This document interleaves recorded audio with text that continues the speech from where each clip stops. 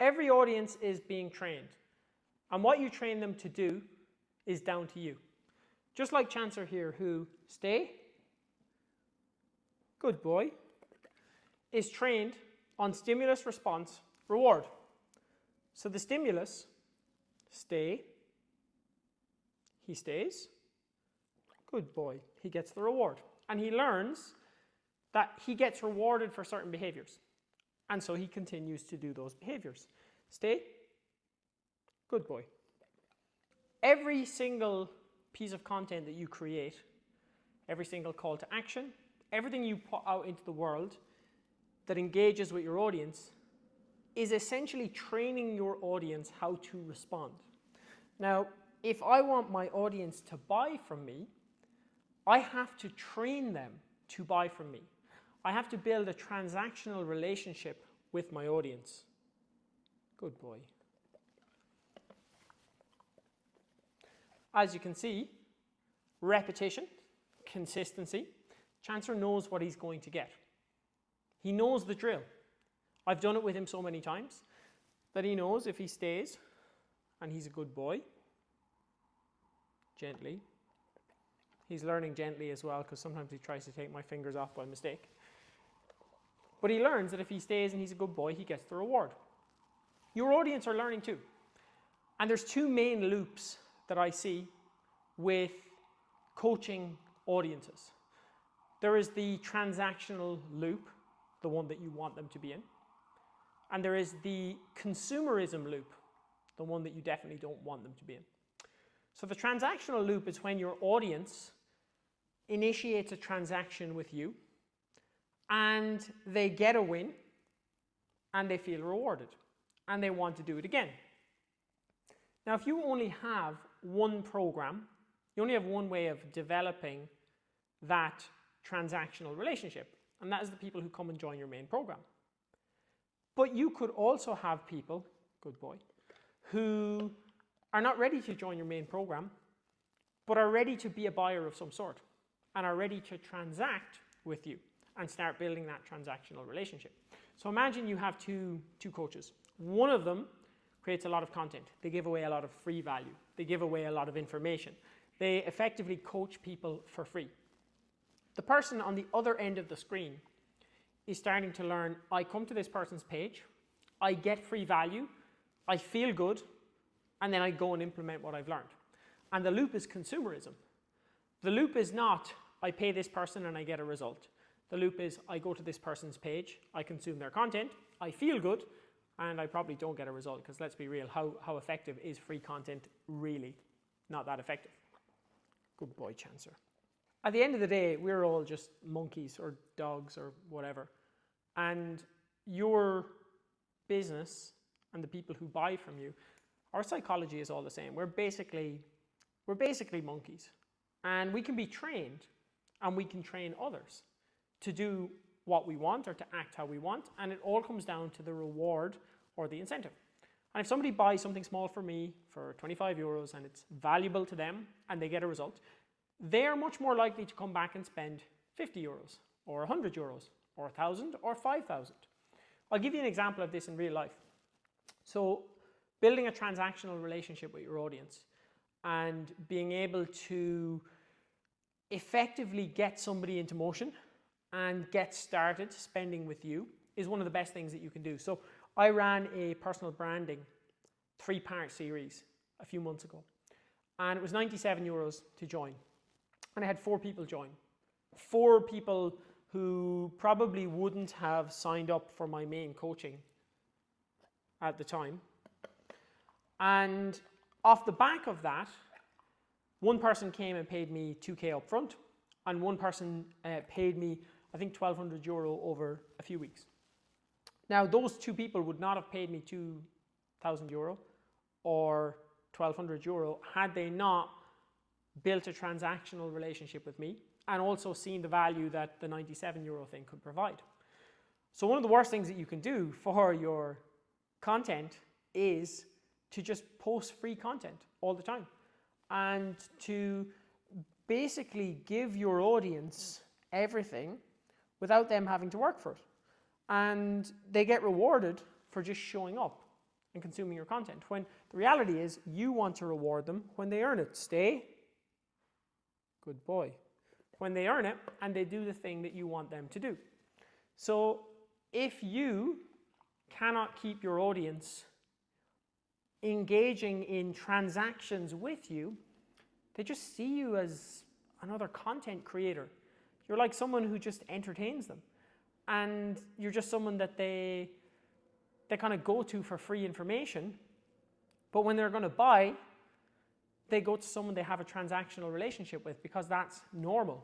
And we're very coherent creatures as well. We like to operate with coherence. So if we think that this person is someone who sells things and someone I buy from, we're going to spend money with them. If we think this is somebody I watch for free, then we don't tend to buy things from them. And this is like really, really problematic for people who are pumping out free content and giving away all their value, and they don't realize that they're building an audience of people who won't buy. And if you follow my content, you know I make offers quite a lot. I'll make you one now. There's a link in the bio, and if this stuff is somewhat interesting to you, you should click the link, because I talk about this stuff all the time. And if I make a lot of offers, people are used to it. And people don't seem to worry that I make a lot of offers, because they associate me with making offers. I don't hide my sales process. I don't pretend that I don't sell. I have offers. I have different solutions for different people. Good boy. I gave him the wrong command. The good boy was to eat. I meant to say stay. Well done. You did it right. I'm out. He doesn't know that I'm out, but I'm out.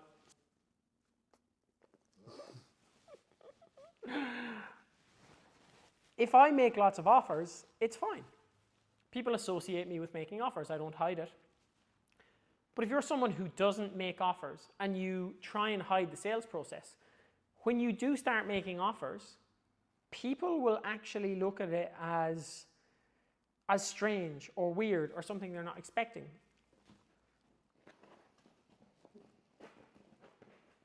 Comfort, yes, good idea. Chancellor has decided to go on strike, so I think it's just me from here on out. But he's done his bit. He's shown you that little loop of stimulus, response, reward. Now, how does this apply to you?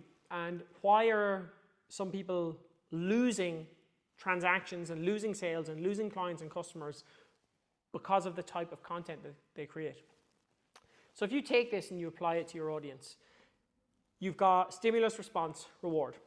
Now, the stimulus might be that you create a free video for your clients that breaks down absolutely everything they need to know about nutrition or something else. The response is that your client says, cool, I will watch this free video that this person gives me that breaks down absolutely everything that I could possibly need. And the reward is they feel like, I've got the information, now I just need to go and do it. Now that loop might sound good. It's like, yeah, someone got value, brilliant. But that loop doesn't actually bring somebody closer to becoming a customer. It actually brings them further away. So what that loop does is it gives them all the value. It gives them a way to consume it. And then they get the reward of being like, yes, I know everything now. I don't need to go and sign up with this person. So that consumerism loop is actually the opposite of what you want as a business owner. What you want is an attraction and a transactional loop. So a loop that attracts people in instead of giving them value but pushing them off on their own. It attracts people in, so it's an attraction loop, but it's also a transaction loop where you make an offer to solve a small problem. It's a transaction. They have to pay for it. They buy it. That's the response. And then the reward is they solve the problem and they get the result. Now, what you've trained them there is I pay Owen for his program, which you should do, by the way, if you're struggling with any of this stuff. You can also join the link in my bio if you're interested in this stuff, because I brain dump my thoughts there every morning on my email list. I pay Owen to solve this small problem. Owen solves this small problem with me or for me, depending on what the offer is. I feel good, I make more money, my business does better, and it reinforces this loop of I pay Owen, he helps me, my business gets better. I pay you, you help me with whatever you do, and whatever problem I have gets better. Now you have reinforced for me that I should be paying you, that paying you leads to good things. And that's really how we build a transactional relationship with our audience. Now, what a lot of coaches do is they have one program, and that's it. It's just like, this is my program, my 12-week program. Come and join it, take it or leave it. And there's no real opportunity to build a transactional relationship with anyone. It's just straight to being a client.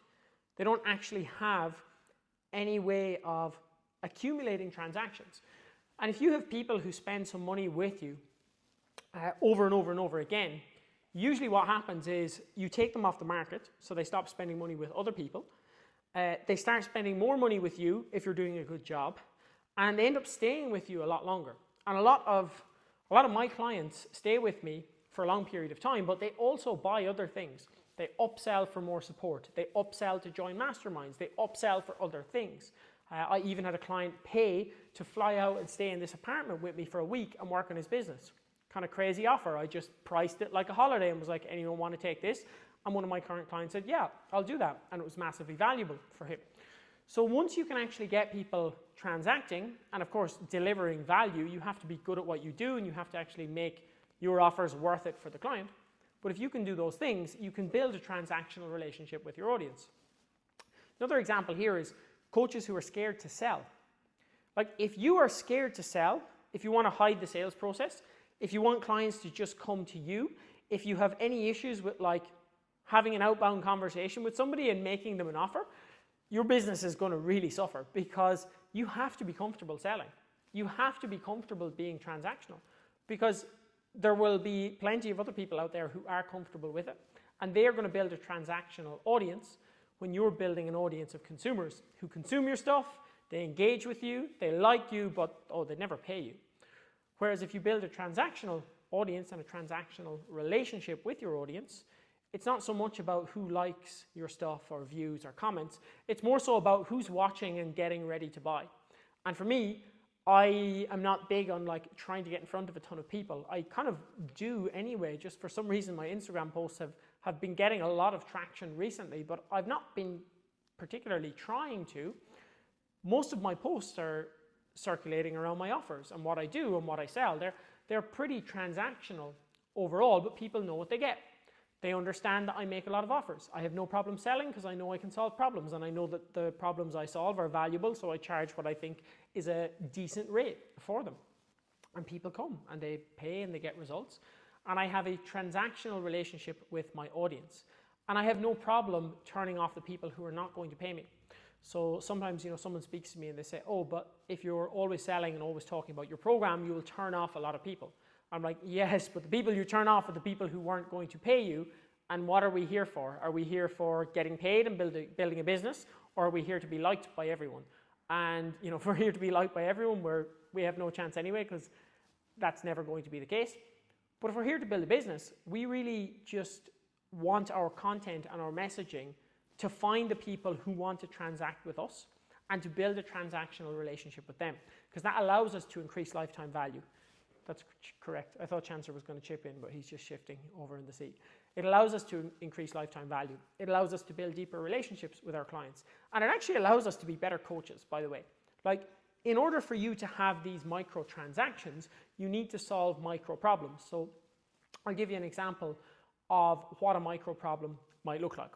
You might ask me, Owen, how do I create content that attracts or creates a transactional audience? Now, I could, give you a voice note or do a YouTube video on it or any of these things. But what I would do, and what I might do, if you ask for it, drop it in the comments if you want it, I would create a system and a framework. And I have this, by the way, for my own clients, so I could just give it to you. I could create, or I could take something from my existing program, and I could use that to effectively be a small product that I sell. So maybe I sell it for 20 euros, and that bridges the gap between someone who is a lead and someone who is now a customer. It starts the transaction rolling. But I can create a solution to that problem that you have asked me about and sell it. And that's how you create a transactional audience and a transactional relationship with your audience. You need to actually have the opportunity for transactions. So I have at least 10 things people can buy from me at all times. I've got different coaching offers. I've got mastermind coaching, I've got one-to-one coaching, I've got one-to-one VIP coaching, I've got in-person masterminds, I've got a whole host of different digital products, which you can find if you ask me. Actually, you can't find them that easily, but if you see my ads and you follow my ads, you'll find my digital products. So I've got a whole bundle of things that people can use to become customers and to start to build that transactional relationship. And again, it all just comes back to what feels good. Like, we learn based on stimulus, response, reward. We learn based on this feels good, I'll do it again. You know, Chancer feels good because he eats a biscuit when he stays. It's like he's going to keep doing that because it feels good. And if scrolling feels good, if scrolling through your content and watching your content feels good, people will keep doing that. If buying solutions from you feels good, people will keep doing that. And usually they will do more and more and more of the thing that you reward, which if you reward dopamine, scrolling, and just like entertaining content, they're going to just consume more of your dopamine hitting, entertaining, rewarding content. If you want to make money, you should be rewarding transactions. Now, this was a little bit of a video that was just all over the place because I'll be honest, I was a little bit distracted trying to stay on topic while also having Chancer beside me and, you know, making my point. But the whole point here is you should be building a business that allows you to transact with as many people as possible. You should be making transactions easy. And what I use here is an ascension model. So if you don't know what an ascension model is, it's essentially where you have a step-by-step ascension of products that bring somebody deeper into your world. So for me on the front end, I've got a product that helps people to build a 4-figure offer. It's called the 4-figure offer formula. And right now it's priced at $17. Now that's a very small investment, but the value that people get back out of that, I had one client go from charging 100 euros a month to 997 euros a month. I had another client go from 2,000 euros monthly recurring revenue to 8,500 euros monthly recurring revenue in her first 10K a month. I had Sean, actually, a fitness coach, who bought the 4-figure offer formula when it was only €7, and he turned it into 6 high-paying clients within a couple of weeks. So, like, this is a really valuable thing. Firstly, people are taking it and using it, and they're making a lot more money. But they've only paid $17. So they pay $17. They get this piece of content that is more than a piece of content. It's a system and a framework, and it's really good. I've put, you know, my 7 years of online business experience and selling everything from $7 and €7 all the way up to 22,000 euro and everything in between. I put absolutely everything into this training, so it is really, really valuable. But then people come back and they're like, just sign me up. You know, I've been through this. I got the results. If I can get results like this for $17, like, sign me up to the main program. Just tell me what it costs, send me a payment link. And some people will go straight from that front-end product to one-to-one coaching. Some will go to mastermind coaching. Some will join a micro offer like the $97 a month, or sorry, the €97 3-part series I mentioned earlier in the video. And this ascension model just basically means that you've got something for people at different stages. Now, you might be like, oh, I can't sell stuff for $17. I can't sell my time. This is where the ascension model is cool. The value and the price of what you charge is in direct correlation to the amount of your time that goes in. So on the very upper end of my ascension model is the stuff that requires the most of my time. So the top end of this is VIP one-to-one coaching, where I build everything for you. So I build sales pages, I build funnels, I build, like, create your content, I create your docs, I plan your launches, I create absolutely everything. And I only have 1 or 2 of these clients ever because it's a lot of work for me, but they pay me very well. Next step down is one-to-one coaching. Again, I'm coaching, I'm giving a lot of my time, but the coach is doing the work themselves. I'm giving them the guidance, but they're doing the work. There's mastermind coaching, where we meet twice a week on masterminds, and we have content, and we have a WhatsApp community, and we have a lot of support and accountability and different systems and frameworks that people can use, but it's a little bit more hands-off for me. I'm just showing up to 2 group calls and engaging in the group. Then I can have one-time things, which run for 3 weeks, a bundle of calls. I can have consulting hours, all the way down to digital products at the bottom, which have no input from me. Obviously, I create them, but beyond that, there's no input. So this ascension model really just scales with your time, and it's also called a proximity model because you're getting paid based on proximity. Now, at the bottom, you've got things that are not trading money for time, and at the top, you're trading your time for a lot of money, And in the middle, there's kind of a trade-off. So it's not like fully scalable, but it's very scalable because you can scale the life out of the bottom, you can scale a lot out of the middle, and then the top is not that scalable, but it's hyper profitable. So you get the best of both worlds. And like reality is in your audience right now, there's people who would pay you €5. There's people who would pay you 50. There's people who would pay you 500. There's people who would pay you 5 grand. There's maybe someone who would pay you 10 grand. But if you only have one offer, €700, it's like you're missing all the 5K people, all the 10K people, and you know you're probably a little bit out of budget for some of the €500 people. So it's like you're missing so much opportunity for sales. And again, if you're in this game long term, you want to build an audience who buy from you. And you want to build an audience who stick around long term. It's not like you're just trying to sell one program and that's it. Like, you're probably going to be in this business game for 10 years. So you want to build an audience of people who buy from you, who get a ton of value from you, and who repeat buy. So they're trained to buy, and they get value when they buy, and they do it again and again and again. Isn't that right, Chancellor? Good boy.